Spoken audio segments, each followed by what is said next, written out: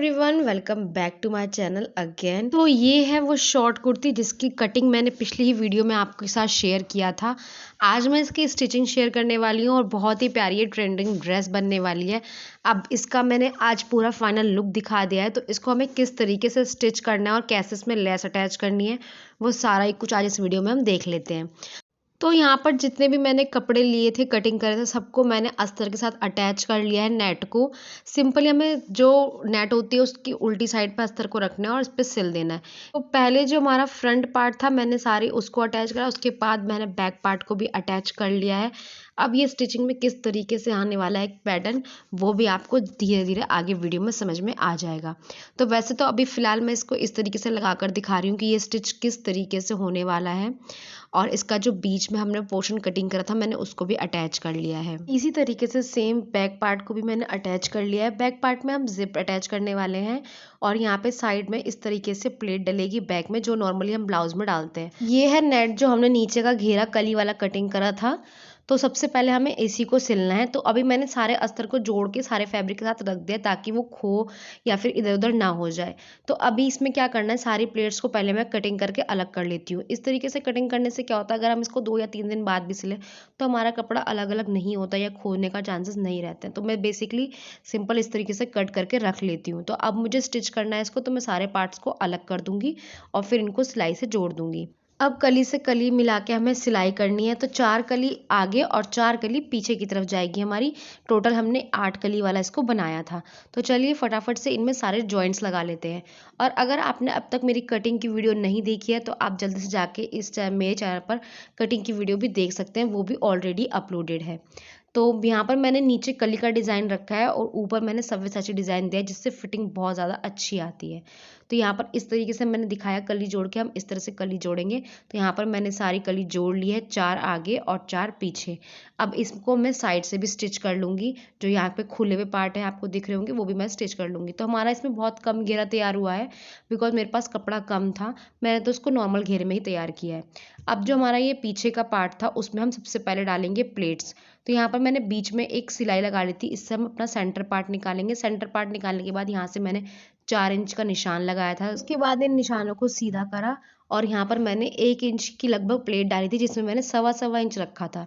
तो इस प्लेट को आप थोड़ा बहुत बढ़ा के भी रख सकते हैं। वैसे नॉर्मली ये जैसे ब्लाउज में डलती है सेम उसी तरीके से ये प्लेट डाल लेनी है। और इसमें आप सेंटर मार्क जरूर कर लें, जिससे हमारी फिनिशिंग बहुत अच्छे से आए। एक्स्ट्रा धागे को हमेशा कट ऑफ कर लेना ताकि ये बाद में हमें परेशान ना करें। तो यहाँ पर इसी तरीके से दोनों साइड में प्लेट डालनी है और हमें जिप कैसे लगानी है वो भी हम आगे देख लेते हैं। पर आप इसमें कटिंग की वीडियो ज़रूर देख लें ध्यान से, तभी आपको ये पूरा वीडियो समझ में आएगा। अब हम ब्लाउज के फ्रंट पार्ट को देख लेते हैं। तो जहाँ पर मैंने ये अस्तर पे गले की कटिंग कर ली थी, नेट पे मैंने नहीं करी थी क्योंकि मैं इसको पलटने वाली हूँ राइट साइड पे। तो यहाँ पर मैंने पहले अस्तर को जो है ना राइट साइड पे जोड़ लिया था। अब यहाँ पर मैंने एक पतली सी आधा इंच लेते हुए सिलाई लगाई है और एक्स्ट्रा नेट को कट कर लेना है।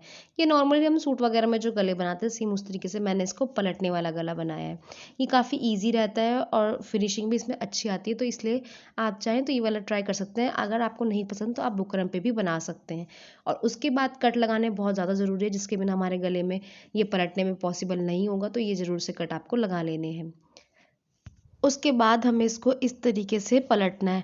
तो जो हमने अस्तर पे निशान लगाए थे वो ऊपर की तरफ आ गए हैं और जो हमारा नेट है वो भी इसका जो हमारा सीधा पल्ला था वो ऊपर आ गया है। तो अब इस पे आप चाहें तो एक प्रेस लगा लें या सिलाई लगा लें। मैंने यहाँ पर हल्की सी प्रेस लगाकर सिलाई लगा ली है और बाकी अब इस गले में हमारा कोई काम नहीं है। अब यहाँ पर मैंने जो कटिंग करी थी उस टाइम मैंने यहाँ पर 1.5 इंच की प्लेट का निशान लगाया था। तो यहाँ पर मैंने सवा इंच दोनों साइड रखा है, जो टोटल होता है 1.5 इंच। तो नीचे मैं 1.5 इंच की प्लेट डाल रही हूँ। इससे जो हमारी बस्ट की फिटिंग है वो बहुत ज़्यादा अच्छी आती है। और हाँ, ये प्लेट डालना इंपॉर्टेंट होता है, इसे आप स्किप नहीं कर सकते क्योंकि ये एक ब्लाउज का मेन पार्ट होता है। अब जो हमने बाकी के पार्ट्स की कटिंग करके रखी थी हमें वो ज्वाइंट कर लेना है। तो यहाँ पर मेरे को सब्यसाची वाला लुक देने के लिए ये थोड़ा सा अनकम्प्लीट लग रहा था, ताकि हमारा ये लुक दूर से ही दिखाई दे। उसके लिए मैंने ये सिंपल लेस का इस्तेमाल किया है, जो मुझे इस कपड़े पे चलती हुई काफ़ी अच्छी लग रही थी। तो मैं इसको गले पे और जो हमने कटिंग करी है डिज़ाइन में वहाँ पर अटैच करने वाली हूँ। लेस में आगे की तरफ मल्टी कलर के शाइनिंग पर्ल्स लगे हुए थे और पीछे कपड़ा था जिसे मैंने सीधा सिंपल तरीके से गले पे अटैच कर लिया है। मैंने यहाँ पर कोई पलटने वाला या फिर किसी तरह का कोई सिस्टम नहीं लगाया था। तो इसी तरीके से यहाँ पर मैंने लगा दिया और गोलाई में हमें थोड़ा सा ध्यान देते हुए लगाना है। गले पे तो मैंने लेस अटैच कर ली है। अब चलते हैं हम यहाँ पर डिज़ाइन पे भी। तो डिज़ाइन पे भी मैंने सेम इसी तरीके से लेस को लगा दिया और अब इस पर मैं एक सिलाई लगा लूँगी।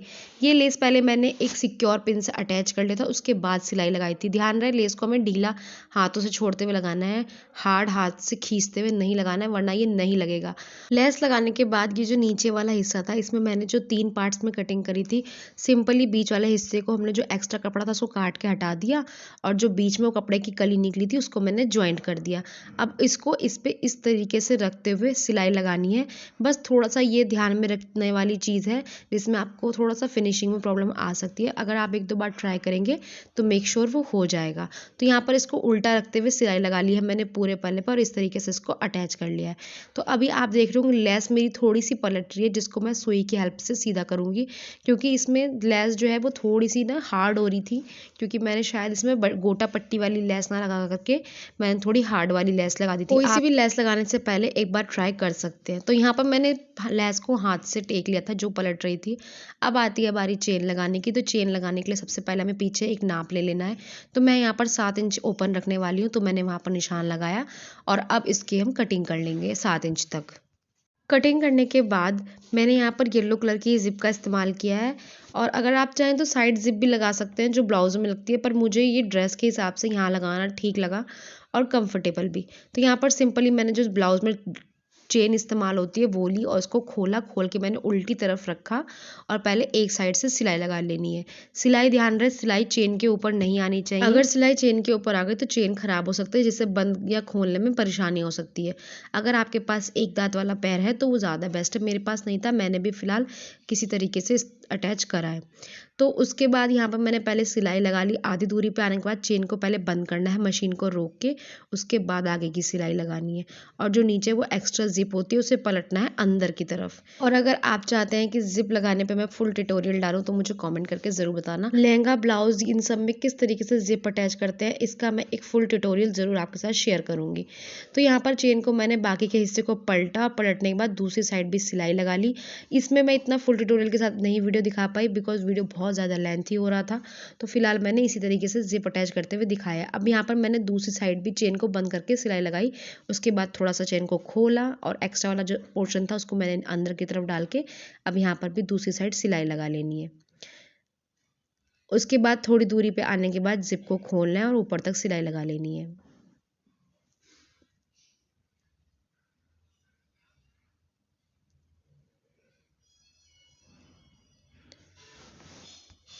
एक्स्ट्रा धागे को कट कर लेना है और अभी हमारा चेन लग के तैयार है।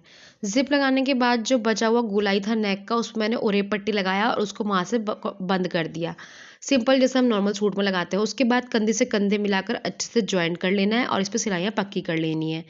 तो यहाँ पर हमने कंधी अटैच कर लिया है। उसके बाद हमने जो फिटिंग का निशान लगाया था वहाँ से हमें इसकी फिटिंग ले लेनी है। फिटिंग लगाने के बाद एक बार आप इसे पहन के ट्राई कर सकते हैं और उसके बाद हमें आगे का प्रोसेस आगे बढ़ाना। तो यहाँ पर मैंने फिटिंग लगा दी थी, एक एक्स्ट्रा सिलाई भी लगा दी है और अब जो हमने वो नेट तैयार करके रखी थी वो इसमें लगा देना है सिंपल। चारों ओर से मैंने उसके सारी कलियों को 8 को जोड़ दिया था और कली को मैंने नाप लिया था, तो ये इसके बराबर आ रहा था और ये हमारी जो ड्रेस है वो बन के तैयार हो गई है। इसमें मैंने स्लीव्स बहुत सिंपल लगाई है, बेसिक। आप चाहे तो स्लीव्स में भी डिज़ाइन डाल के बना सकते हैं। बहुत ही सुंदर पहनने के बाद इसकी फिटिंग आई थी। आपको ये वीडियो कैसा लगा मुझे कमेंट करके ज़रूर बताना और बहुत ही जल्द इसके फाइनल लुक की मैं वीडियो भी अपलोड करने वाली हूँ शॉर्ट्स में। अगर आपको इसका फुल लुक देखना है पहनने के बाद कैसा आया, काफ़ी ट्रेंड में ये ड्रेस है, तो मेरे चैनल को जल्दी से सब्सक्राइब कर लो और वीडियो को लाइक करना बिल्कुल भूलना।